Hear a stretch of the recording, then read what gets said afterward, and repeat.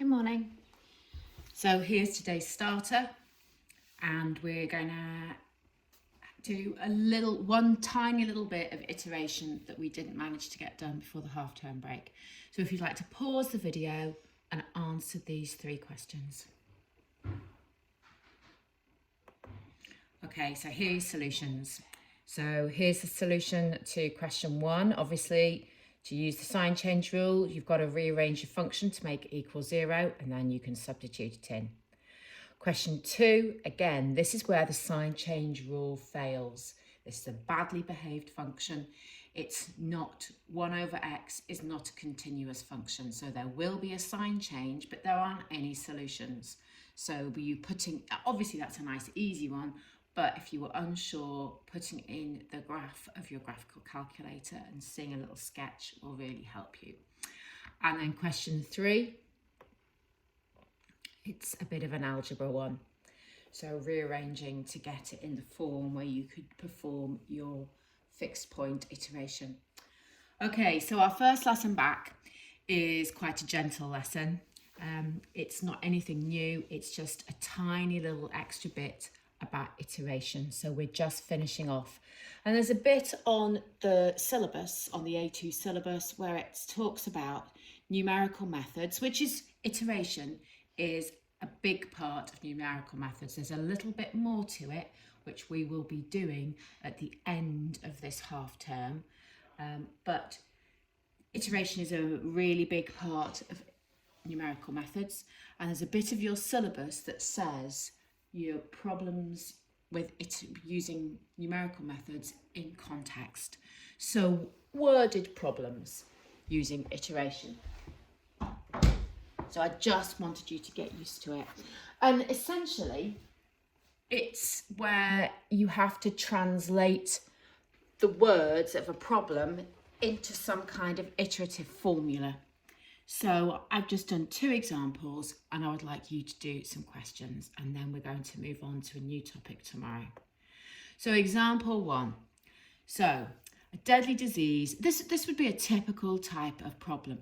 It's quite a straightforward problem, but it's sort of helping you get used to the way that they might ask things, and also this notation where you've got a subscript with a 0 rather than a 1 for your first term. So a deadly disease infects a population of plants. Number of plants infected with the disease n days after the first infection is given using this iterative formula. So you've got P0 equals 3. So the first thing it's asking you to do is interpret the meaning of what this P with a subscript of 0 means in this context. So if you read the words of the question, what this means is really your initial amount of plants infected by the disease.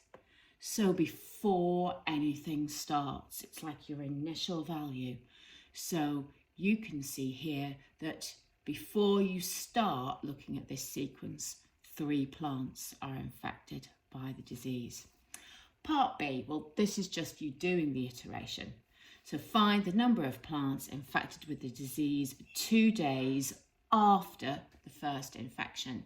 So obviously 1 day would be P1, and 2 days, just by doing your iteration, you're going to get 78. And then the last one, show that all the plants in the population will be infected with the disease after 6 days.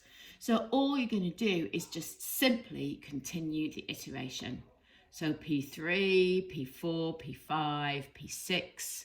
So you can see that if there are 20,000 plants, P5, you've got 5,111 plants infected, and then P6, you've got 20,478. So I would show that, and of course, because the question says show that, give it a little bit of information so that you can clearly show that you have understood what they've asked you. So you can see that after 6 days, then your number is greater than 20,000.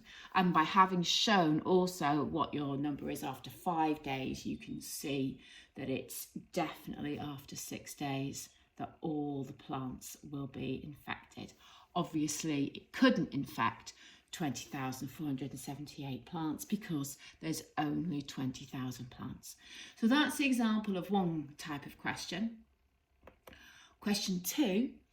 So example 2. So Markov invests £P into a bank account. He's paid R% per annum, compound interest, and takes out D pounds a year from this account. The amount of money in the account after N years is given as A with a subscript of N. So show that your iterative formula is given in this format here. So again, I think that's quite hard to show that. So that's really why I'm going to talk about it, because for some of you, you will just visualize that really easily and you might just write it down. So to actually show that, I thought was really quite difficult. So here we are. So this is what I've said here. R% we know means R over 100. Because, you know, it could be 112% or it could be 0.3%. We know numerically that R% means R over 100. To increase by R%, that means we would multiply that by 1 plus that percentage, or 1 plus that numerical percentage, wouldn't we? So to increase this amount by R%, we would multiply this amount by the whole of this, obviously with brackets around.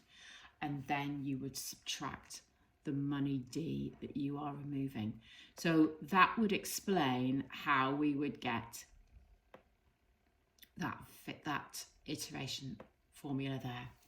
So Markov invests £1,000. So instantly that's your initial amount into the account, and your interest rate, so the value of R, is 2. After 3 years, so you're going to have that money in there for 3 years, Markov has 143 in the savings account, £143.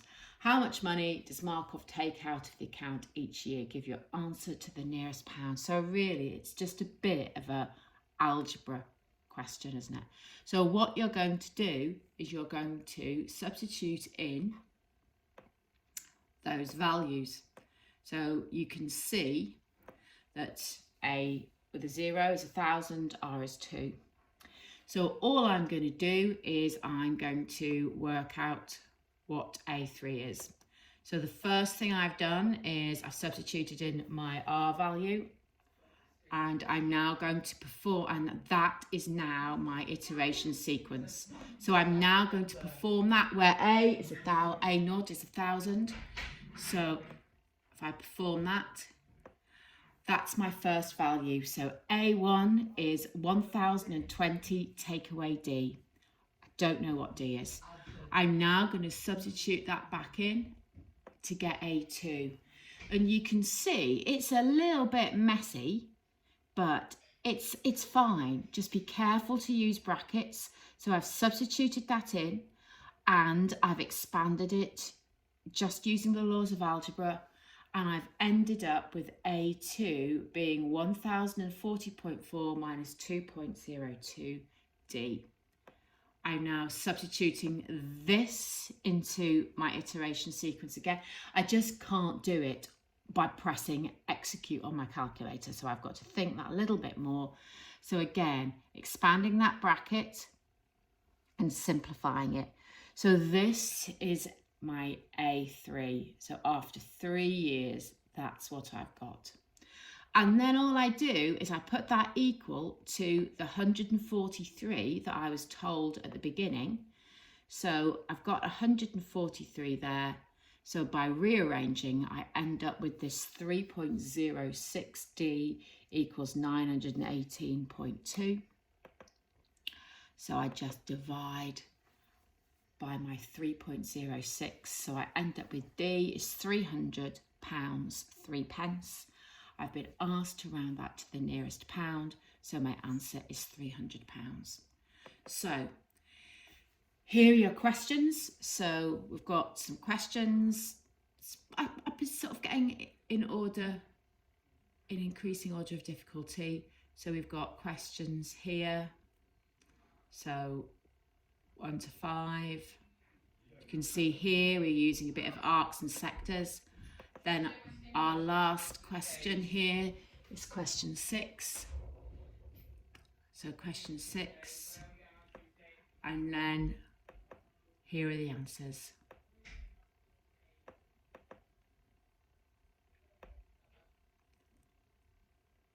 Okay, and I'll send you the PDF. Thank you.